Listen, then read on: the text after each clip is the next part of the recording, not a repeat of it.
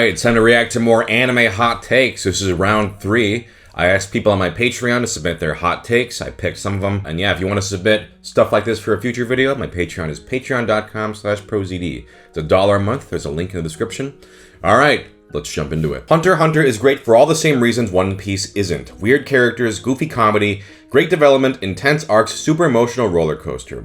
One Piece tries too hard for all of it, falls short most of the time, and has a time investment that makes it an awful anime in general. Hunter x Hunter managed it all in 1/20th of the episodes.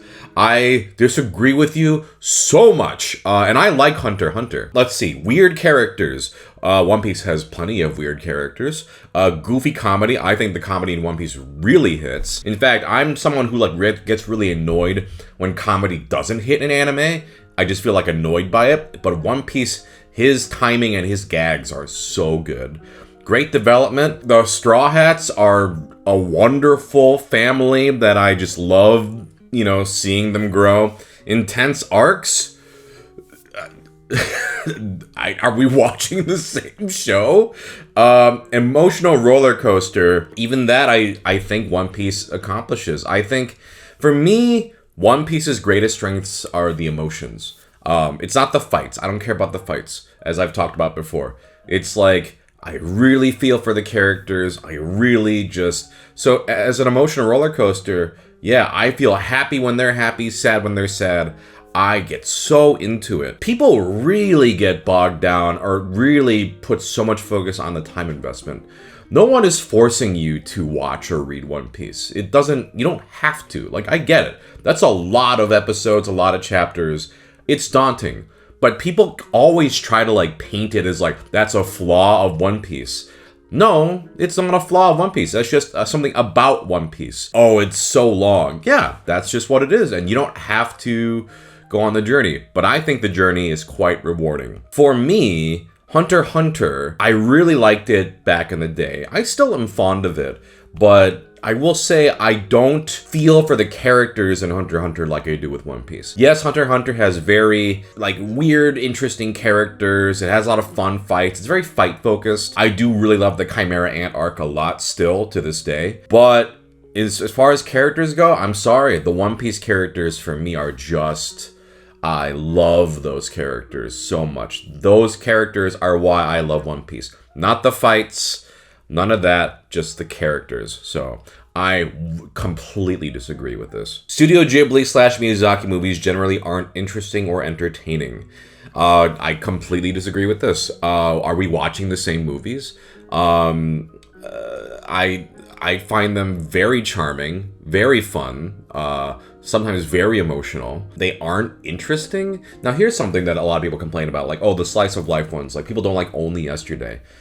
And I'm I think Only Yesterday is one of their best. For some people, and I'm not saying this is what you're saying, but a common complaint about slice of life and stuff is it's boring, but again, I just like digging into emotions, into characters, and I feel like Ghibli movies are really earnest, really lovely. I don't know.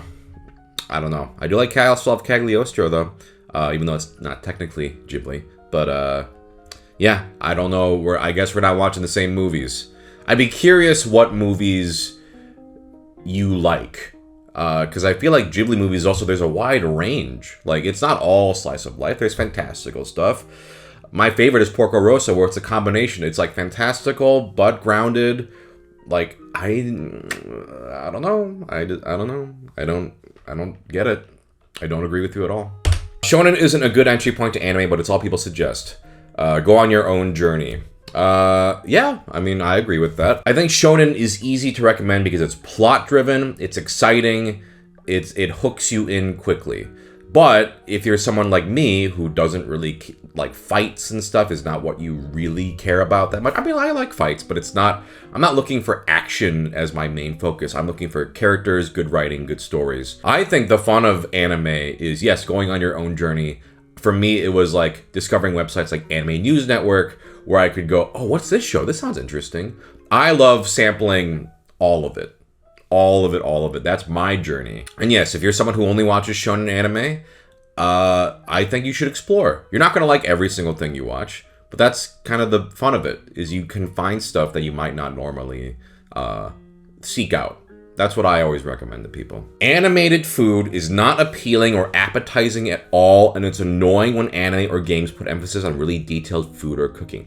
This, I think, is the hottest take I've ever seen. I disagree with you so much. As a kid, even until now, I've always thought animated food looked beautiful and delicious. Like, and that's a common thing. You know, you have all those like, oh, Ghibli food. Like, look at all the Ghibli food, but it's beautiful. So Mao Momichi was a professional food designer that they got for the anime in Delicious in Dungeon. And it's just, the food in that show looks so delicious in Dungeon. But like, I don't know, like, I love the manga, but the food scenes in the anime really hit because of the color, the way it's animated. It's just, I've never seen anyone go, I find food scenes annoying. That's crazy to me. This truly is a hot take, but I completely disagree. I love food scenes. I mean, I love food. I love food. I love food scenes. I cannot even see where you're coming from, especially that it's annoying. What's annoying about it? It's just food. Like, it's strange to me to get annoyed about care being put into something. Like, for example, I'm not someone who cares about cars, but if I see well animated, like a car chase or a car scene or whatever, I don't get annoyed by it. I don't go, that's so annoying to see. I'm like, cool, that's a cool technical achievement. Even if I'm not like so in it, like, I'm like, that's cool. I don't know. Whoa, that's a hot take. Wow. I completely disagree. I don't like Anohana. I like a good cry, but I feel like almost every character in Anohana are irredeemably awful people. I know your friend died, but that doesn't give you an excuse to be a dick. Also, I feel like the show relies on you thinking Meiko is cute and likable, and I just felt nothing towards her character. Interesting. So I recently rewatched Anohana. I think I've seen it 4 times? Yeah, 4 times. And I love Anohana. A common complaint, I think, is people think Menma is annoying, but on these recent rewatches, I really liked her a lot. Like, I don't find her annoying. I think she's very sweet. I think I remembered her being more annoying, but now, you know, maybe because I'm older, I just look at her, I'm like, wow, it's just like a kid. You know, like, she's endearing to me. And she's very thoughtful and, like, you know, a little clumsy. I actually really liked the character on rewatches. As far as the characters being irredeemable, I think the only character I could, like, maybe agree with you on is Yukiyatsu. I think he's a piece of work. But I think what's fun up for me, or at least enjoyable for me with Anohana, is you're seeing a bunch of very flawed, broken people coming together. And they all have their issues, but it's about them kind of, like, reuniting and just trying to work through that stuff.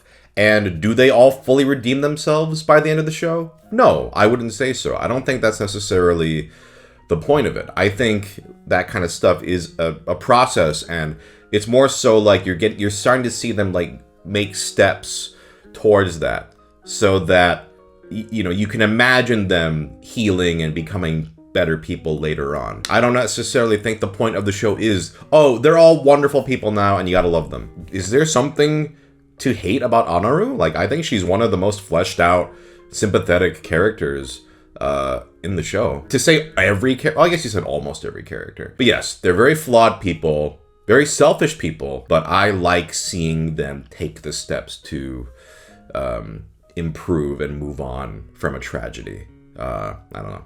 Anohana really hits for me still. In spite of all the censorship and localization issues, the 4Kids dubs have extremely talented VAs and are enjoyable to revisit. I 100% agree. I mean, I rewatch the original Pokemon show all the time. But my god, like, the actors are so funny and so talented. Like Yu-Gi-Oh! Like, you know, yes, the localization is very silly. And yes, it is kind of treated like a Saturday morning cartoon. But I have such fondness for these because I loved Saturday morning cartoons as a kid. And I think the actors are so good. I love the 4Kids performances. And I think that's important to separate that just because the scripts were very silly and, yes, it was frustrating that they took some shows like One Piece and like made them for kids, but stuff like Pokemon, Yu-Gi-Oh, yeah, there was censorship, sure, but the actors, man, like for me, Maddie Blaustein is like one of my favorite actresses of all time. She really inspired me a lot. Rachel Lillis, I loved her performances so much. So many phenomenal actors that I grew up listening to. They really made an impact on me. It was actors like the 4Kids actors that made me want to become a voice actor myself. And then as I revisit these shows as an adult, I'm just so charmed. I love the performances. I agree with this 100%. The most peak parts of One Piece are its flashbacks. I don't think that's a hot take. I would agree with you. I think the flashbacks in One Piece are some of the most well-written stuff for sure. Really emotional, always makes me cry. And it's funny because in some other shows where there's a flashback, usually you're like, all right, let's, But One Piece, you are in it. You are emotionally invested. I love the flashbacks in One Piece. And some of the best parts of One Piece, I would totally agree with that. More people need to watch anime made before 1990. I don't think it's a requirement, but I encourage people. And I'm not even someone who's like an expert on pre-90s anime. I would like to watch more stuff. Like right now, I'm watching Ashita no Joe for the first time. I really love like Maison Ikoku. I think that's a wonderful show. That's like late 80s. Sherlock Hound I watched for the first time this year. I loved it. So I can agree with this. I think I would maybe rephrase it as you shouldn't let an anime looking old or dated be like, ooh, I don't want to watch that. That looks boring or whatever.